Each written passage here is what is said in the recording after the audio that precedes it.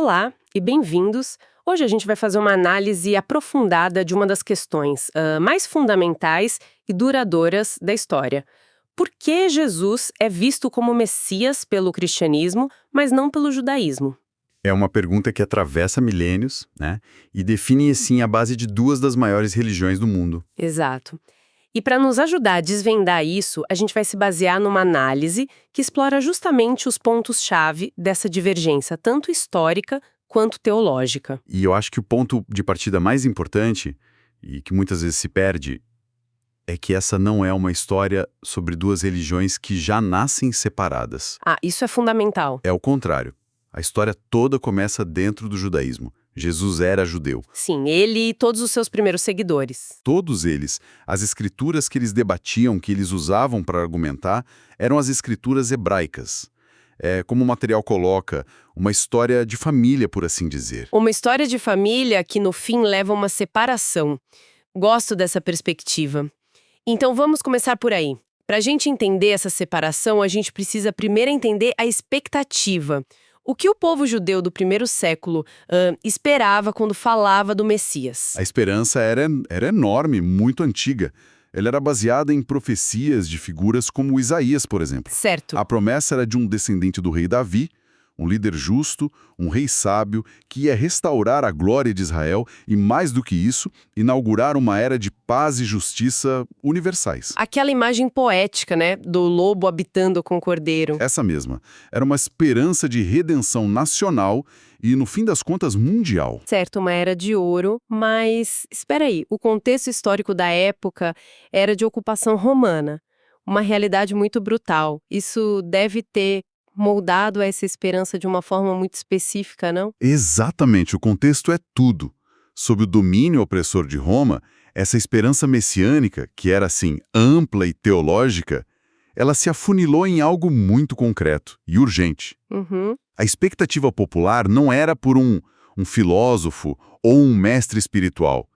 Era por um libertador, um líder político e militar. Então eles queriam um general, um revolucionário, alguém que pegasse em armas e literalmente expulsasse os romanos para restaurar um reino físico. Precisamente, a esperança era por um novo Davi, sabe?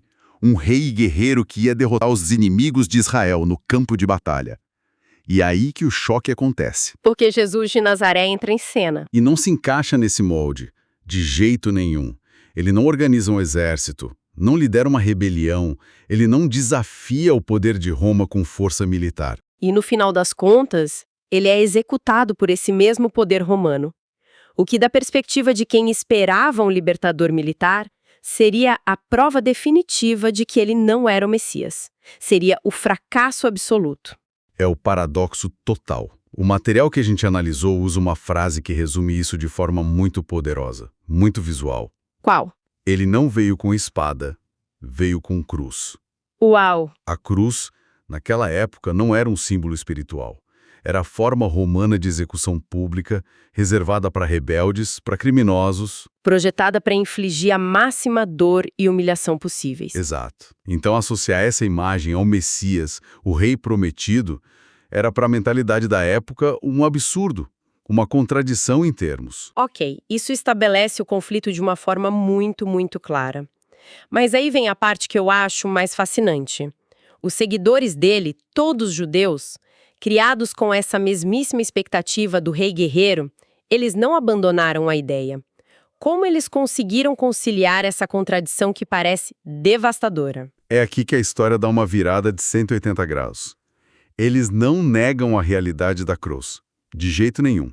Eles a reinterpretam. E como começa essa reinterpretação? Começa com o próprio Jesus. Nos relatos dos evangelhos, ele redefine ativamente o que significa ser o Messias. Pensa naquela cena famosa na sinagoga de Nazaré. Ah, quando ele pega o rolo do profeta Isaías e lê em voz alta. Exato. Ele lê aquela passagem sobre o ungido que veio para proclamar liberdade aos cativos e dar vista aos cegos. E aí ele se senta e diz: hoje esta escritura se cumpriu aos seus ouvidos. Ao fazer isso, ele está reivindicando o título messiânico mas mudando completamente o seu significado. A libertação que ele oferece não é das correntes de Roma. É das correntes do pecado, da opressão espiritual. Exatamente. O foco sai do político e vai direto para o coração humano. Uma libertação interna, não externa. Mas isso ainda não resolve o problema do sofrimento e da morte. Como um Messias pode sofrer e ser derrotado? Isso parece ir contra tudo que se esperava de um rei. Onde eles encontraram nas Escrituras uma base para essa ideia tão radical? Ah, essa é a chave. Eles encontraram numa das passagens mais enigmáticas e debatidas das Escrituras hebraicas. Isaías 53. O capítulo 53 de Isaías, o servo sofredor. E aqui as interpretações se dividem completamente, né? De forma drástica. A interpretação judaica tradicional, ao longo de séculos, muitas vezes viu essa figura como uma alegoria. O servo sofredor é o próprio povo de Israel. Sofrendo coletivamente ao longo da história. Isso, desprezado pelas nações, mas mantendo seu propósito divino. É uma visão muito poderosa do sofrimento nacional com um propósito redentor para o mundo. O que faz muito sentido, historicamente. Mas os primeiros cristãos viram algo totalmente diferente ali. Totalmente. Eles olharam para as mesmas palavras. Ele foi transpassado por nossas transgressões, esmagado por nossas iniquidades, e não viram uma nação. Viram um indivíduo. Uma pessoa. Eles leram aquilo como uma profecia pessoal e direta sobre o Messias. E nessa leitura, o sofrimento não é um acidente de percurso ou um sinal de fracasso. É o próprio mecanismo da salvação. Então, o que por um lado era a prova da derrota, o sofrimento, para o outro lado se tornou a chave para entender tudo. Exatamente. O apóstolo Paulo, ele mesmo um fariseu devoto, chegou a dizer que a mensagem de um Messias crucificado era um escândalo para os judeus. Era chocante, ofensivo. Porque o Messias deveria derrotar a morte, não ser derrotado por ela. A não ser que, como eles passaram a acreditar, a morte fosse o próprio caminho para a vitória. E essa foi a imensa virada conceitual. E essa virada conceitual também se estendeu à relação de Jesus com a lei judaica, a Torá, né? Ele foi frequentemente acusado de desrespeitá-la, de quebrar as regras. Sem dúvida. Essa foi outra grande área de tensão. Curar no sábado, se associar a pessoas consideradas impuras.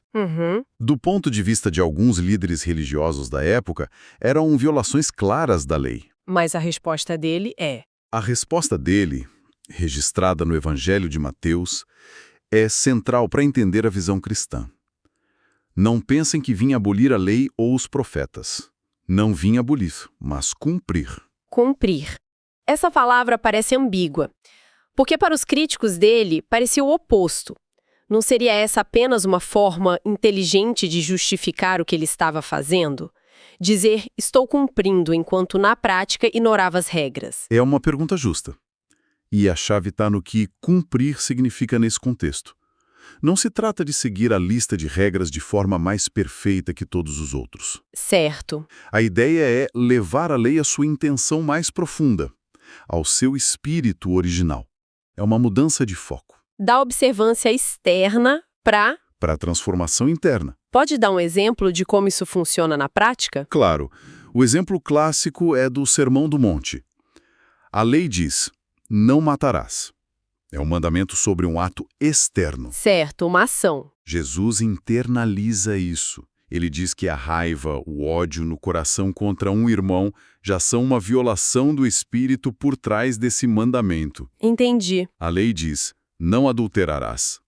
Ele expande o conceito para o desejo no coração.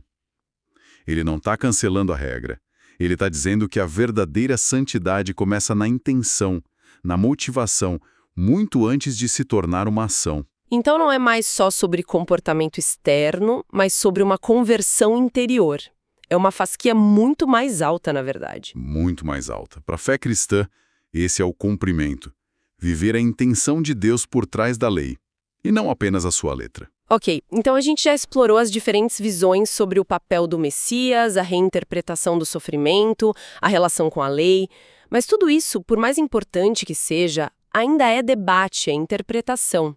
Há um evento que transforma tudo isso e se torna o divisor de águas absoluto, inegociável. A ressurreição. Exatamente. Para os cristãos, esse é o ponto final. É a vindicação divina, a prova de que Jesus era quem dizia ser e que seu sacrifício foi aceito. É Deus revertendo o veredito humano da crucificação. Sem a ressurreição, o movimento de Jesus provavelmente teria desaparecido, como tantos outros movimentos messiânicos daquela época. É o clímax da narrativa. A cruz, vista isoladamente, é uma tragédia. A cruz, vista à luz da ressurreição, se torna um sacrifício vitorioso.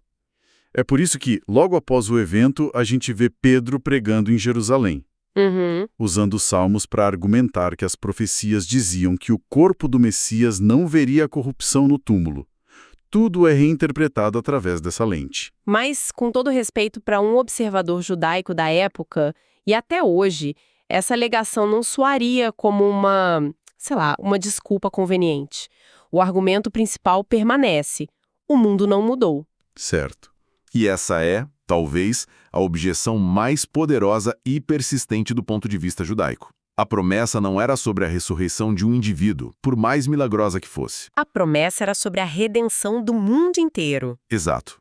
A ausência dessa transformação global, inegável, é para o judaísmo a prova de que a era messiânica ainda não chegou. Portanto, o Messias ainda não veio, ou pelo menos não completou sua obra. Então, a questão se resume ao escopo. Um evento individual e espiritual versus uma transformação mundial e tangível. Exatamente.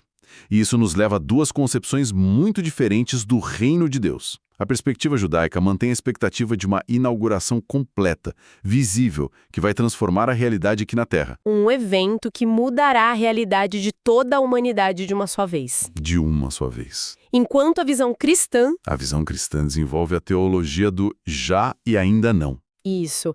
A ressurreição inaugura o reino de Deus, mas de forma espiritual. Nos corações daqueles que creem. O reino está presente agora, mas sua plena realização, física, global, é algo que ainda se aguarda no futuro. Naquilo que chamam de segunda vinda de Cristo. Exato. Fica muito claro, então, que Jesus continua sendo esse divisor de águas, ele emerge do judaísmo, fala a linguagem do judaísmo, debate nos termos do judaísmo, mas a interpretação de sua vida, sua morte e, crucialmente, sua ressurreição, força uma bifurcação, cria um caminho totalmente novo. Exatamente. E no final, toda essa análise histórica e teológica nos leva de volta a uma dimensão muito pessoal. É interessante como a discussão termina, não com uma conclusão teológica abstrata, mas com uma pergunta. A mesma pergunta que, segundo os evangelhos, o próprio Jesus fez aos seus discípulos mais próximos. E vocês? Quem dizem que eu sou? Uma pergunta muito direta. Muito direta. E a força dessa pergunta é que ela move o debate do campo analítico para o campo pessoal. Deixa de ser o que as profecias dizem ou o que os teólogos debatem. Certo. A pergunta não pede um resumo histórico. Pede um posicionamento. Deixa de ser um o que eles dizem para se tornar um o que eu digo. O que nos deixa com um pensamento final para a reflexão. Se o cerne de toda essa divergência milenar está na interpretação de se a era messiânica da paz e da justiça já começou ou não, de que maneira as experiências individuais de paz, de justiça ou, pelo contrário, de sofrimento e de caos no mundo de hoje podem influenciar a forma como uma pessoa responderia essa pergunta fundamental.